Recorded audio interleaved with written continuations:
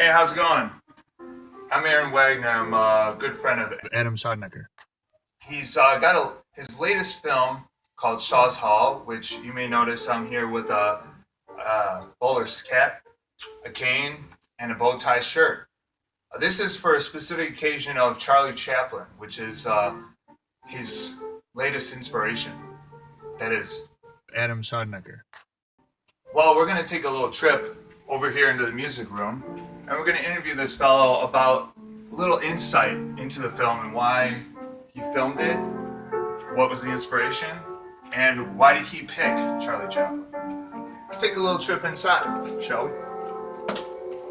What's going on, dude? Well, how you doing? What do we got going on over here? Well, I figured I would dress for the occasion since You sure Charlie did. is your inspiration. Now I'm curious. Are you dressed up as Charlie Chaplin or Mr. History? Yes. Two men who made history, wouldn't you say? Oh, definitely in my Together. life. Definitely in my life. Actually, Mr. History is kind of like an extension of my personality, but also an inspiration from Charlie Chaplin. You can say he's the bridge between the tramp and myself. So why don't you tell the kids or guys out there or the fans what Shaw's Hall is and what is the inspiration for? Well, you see, Shaw's Hall is a nice little short silent film I did 100% in tribute to the man himself, Charlie Chaplin. I mean, he was an influence since I was 4 years old. Watching him on VHS is at my grandparents' house, which is actually the location. I mean, the whole thing of Shaw's Hall is actually a true saying. My grandfather would pick up the phone and say, "Shaw's Hall, who in the hall do you want?"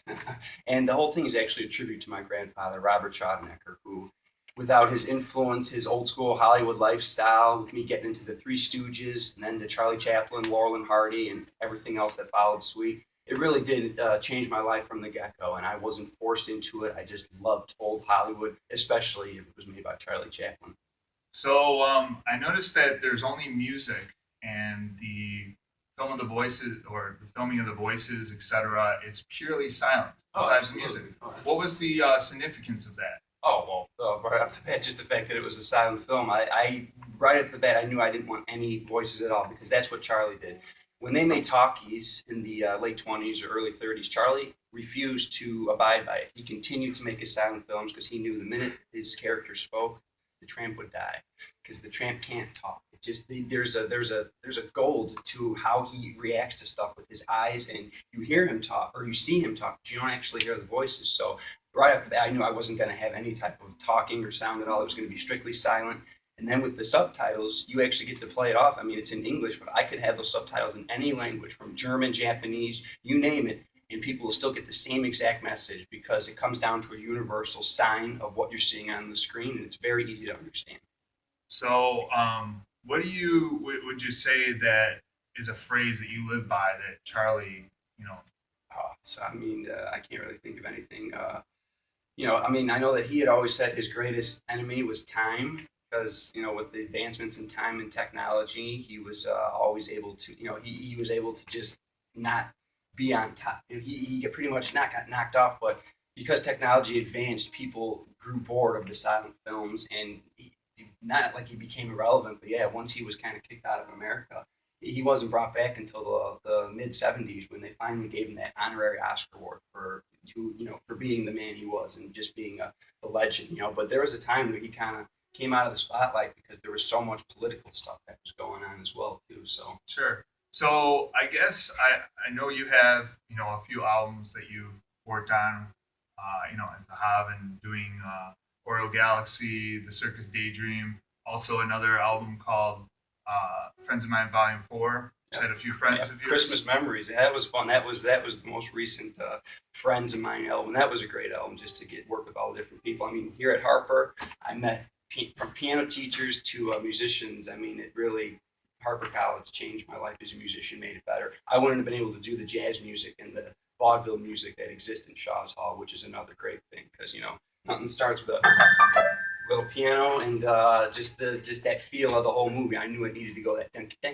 I just was going to have so much fun with the project from the get-go, because now I'm not just a kid who's watching Chaplin. Now I'm a musician who's making productions. And I was able to make a video production with music to it, or you can look at it as a music production with a video to it. So I guess the last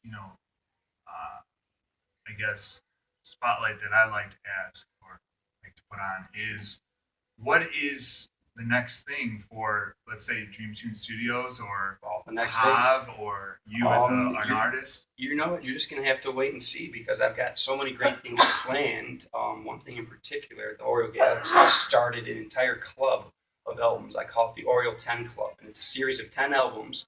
Starts with the Oriole and it ends with my next, big Hav production. It's not a double album. It's not nearly as big as the Oriole Galaxy, but it is a solid piece of album. It's going to be coming out within the next month. And when you put all 9 of the first albums in the club together, all of them 1, 2, 3, 4, 5, 6, 7, 8, 9, boom, the grand image is the 10th album. So that's coming out, and my next Dream Toon video or movie actually is going to be spectacular. And without ruining the plot or anything, all I got to say is that it's a tribute to 8-bit video games. So that's coming out soon. You'll hear about that a lot later. Very cool. Well, if there's one last thing you'd like to say to those people out there who continue to support you, even if it's just a small group, what would you like to say to them, to those fellow people? I'd like to say that anything is possible. If you have a dream, go for it. Doesn't matter if you're a musician, an artist, an architect, a lawyer, want to be a doctor. You got that dream, go for it. Do it. Because everything is possible. This life, we only get one chance to live this life. A lot of people like to just, get buckled down and play the safe route if they find that job that's comfortable, but you got to go for it. If you got a dream, no matter if it's making films, dancing, a dialect person, or if you really want to be a garbage person, or if you really want to be a lawyer, if you really want to be a doctor, go for it. Go for it, because this life is about taking chances and living life. All right, well, that's me and Adam here. Well, thanks for the interview. Thank you so much. I mean, I was just playing. I wasn't expecting all this. So, hey, I thank you for everything. I thank you out there. You keep listening. ARS Records, Dream Toon Studios. I'm the Hav. And where can they check out the videos and such? Oh, go to YouTube. Go to my channel, The Hav ARS Records. Go to my SoundCloud.com/The Hav and Twitter, The Hav ARS Record. Would you mind closing us with a little tune of your own? I'll play a little bit of